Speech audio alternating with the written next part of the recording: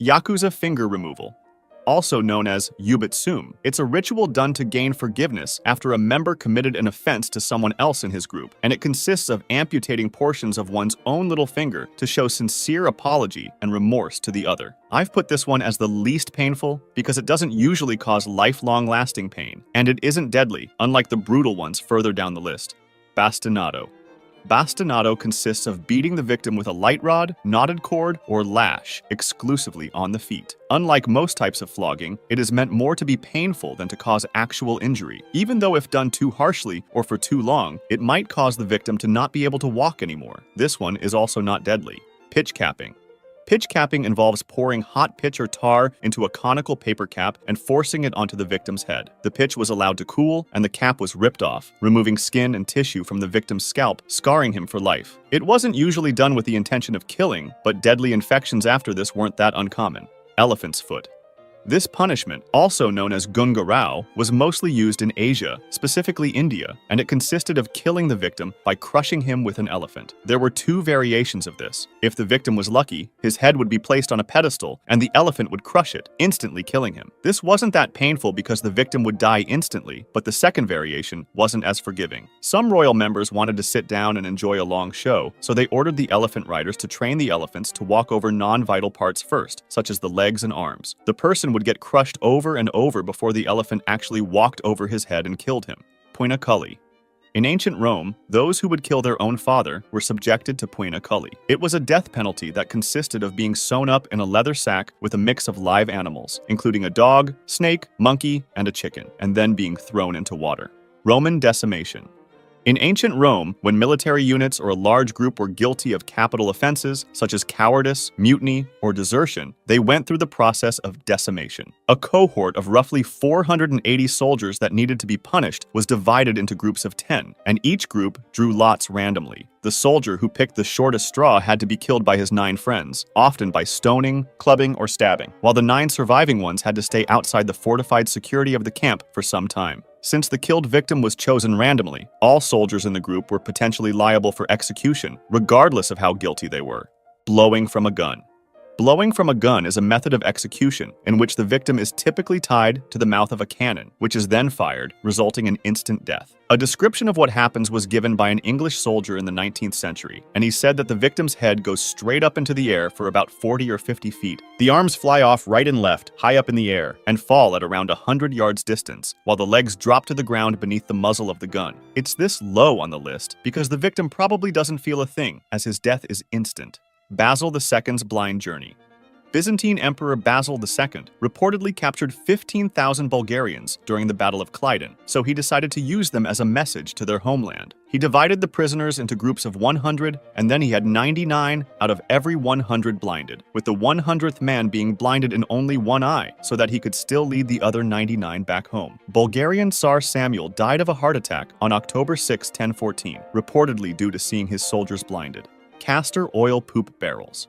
Making someone drink a lot of castor oil caused stomach pain and made them so sick that they could no longer hold their poop together. They would then put the person in a big human-sized barrel and remove them when the person confessed. This could even go as far as leaving the person to drown in their own body fluids inside the barrel if he didn't cooperate.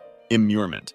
Immurement was used both as an execution method and as a lifelong imprisonment method. It consisted of putting someone in an enclosed space and really tight space, such as behind a wall, for the rest of his life. If it was used as an execution method, the person would be left to starve to death, while if it was used as imprisonment, they would regularly give the victim food. Rack. The person would be forced to lay on a rectangle-shaped wooden rack that stretched the victim's body by pulling the arms and legs in opposite directions. It caused incredible pain and could lead to dislocated limbs and torn ligaments. It was mainly used as a method to get information, but it could also be used to tear the victim's limbs out and leave him bleeding to death. Tarring and feathering. Tarring and feathering is a form of public torture where a victim is stripped naked or stripped to the waist, while wood tar, sometimes hot, is either poured or painted onto the person. After that, the victim would have feathers thrown onto him, or he was rolled around on a pile of feathers so that they stuck to the tar. This would not only cause extreme burns to the victim's skin, permanently scarring him, but also psychologically humiliate him in public, as he was meant to look like a giant chicken walking around the street. Choke pear.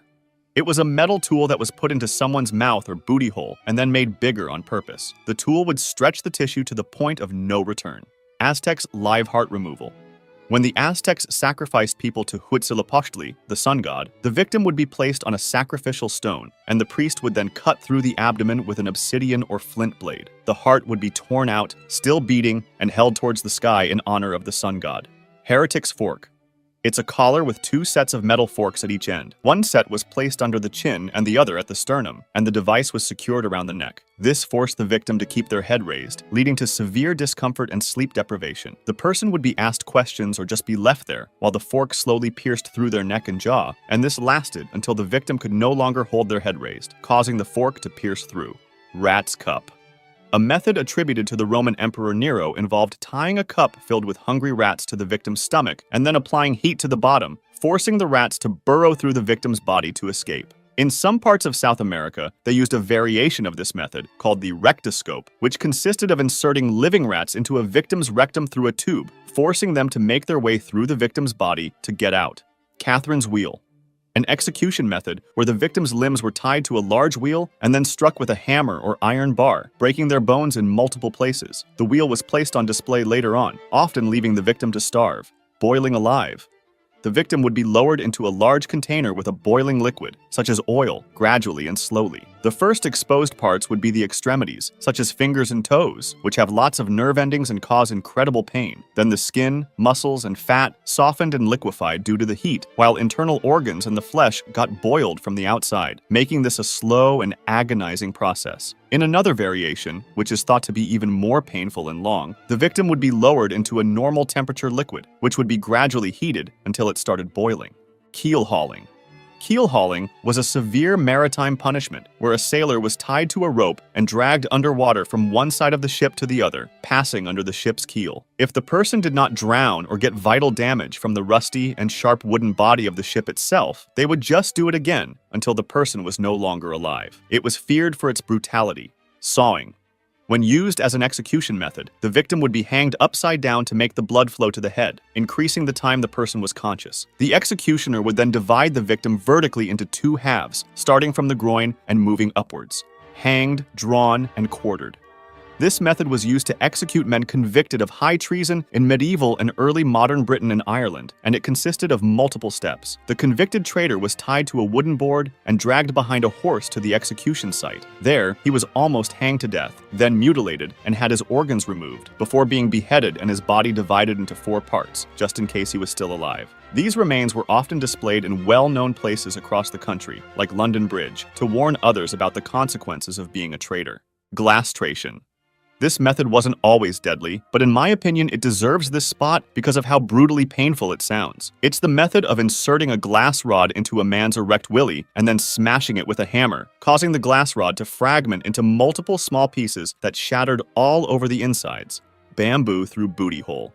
A bamboo would be put inside a person's booty hole, and it would be left there. The bamboo would grow really quickly inside the man, causing incredible pain. It was sometimes left until it exited from the other side. Spanish donkey. This was a sharp-angled wooden device on which the victim was forced to sit, straddling it like a donkey, with weights attached to their feet. This would increase pressure and pain on the body, often causing severe injury to the legs and spine until the victim was ripped apart by their body weight. Brazen bull. A metal statue shaped like a real-sized bull was used to lock someone inside and then heated up with fire underneath. The person inside would feel extreme heat and pain while being burned alive, and it was meant to scare others by showing how bad the punishment could be. There were special pipes to make the victim breathe, which also made the screams hearable for the crowd, resulting in a bull-like sound. The steam would leave from the bull's nose for extra realism. Impalement. The brutal part of impaling, like crucifixion, is that the victim tortured himself. In a famous variant, he was set up high, on a stake, so that it didn't actually penetrate anything vital so long as he stayed up on his toes, so he could keep it from going any deeper so long as he kept his own weight on his feet. When the victim would get tired, he would slip a little further, and when he felt the pain, he would scramble up again on the already aching and exhausted muscles, only to repeat this process out of exhaustion a little later, and so on until something vital got pierced. Another variant consisted of the Judas chair, a torture device featuring a pyramid-shaped seat where the victim was placed at the top, with ropes used to lower and suspend their body weight onto the sharp apex. The chair would slowly rip the person apart. Flaying. Flaying was a gruesome method where the skin was removed from the body while the victim was still alive. This extreme form of torture was used to cause intense, slow pain and suffering, eventually leading to death through shock or infection. The skin, lacking major blood vessels, did not cause rapid blood loss, so victims could remain conscious and endure prolonged agony. It was often considered a meticulous process, requiring precision and skill from the executioner. And rather than removing the skin in pieces, cultures sought methods to flay the victim more efficiently and completely, sometimes using substances like boiling water to facilitate the process. Blood eagle. This one was a brutal ritual where the victim's ribs were cut from the spine and spread out to resemble wings, while the lungs were pulled through the openings, causing a slow, agonizing death. It's short, but it's one of the most brutal ones, in my opinion. Lingqi. Also known as death by 1,000 cuts, it was a famous method used in China to prolong the suffering for as long as possible. There were multiple variations of this method, even though almost all of them included cutting the skin deep enough to cause incredible pain, but not deep enough to allow the victim to lose blood. In one variation, the victim was restrained, and an executioner would pull knives out at random, each with a body part on it. Left forearm, right thigh, left foot, neck, etc. Each time he'd pull a knife out, he would make a cut on that body part. This would continue until the executioner pulled out the knife with the heart on it, and that's when he stabbed the victim through the heart. In another variation, they would tie a fishnet tightly around someone's body and cut off the pieces of skin that popped up in the holes of the net. In the most brutal version, they would bury someone up to their neck, make a cross-shaped cut at the crown of the head, peel the skin back, and pour mercury in the wound. The mercury, through its weight, would separate skin from flesh, and as the person struggled to unbury themselves, they would eventually leave their skin behind in the hole. Scaphism.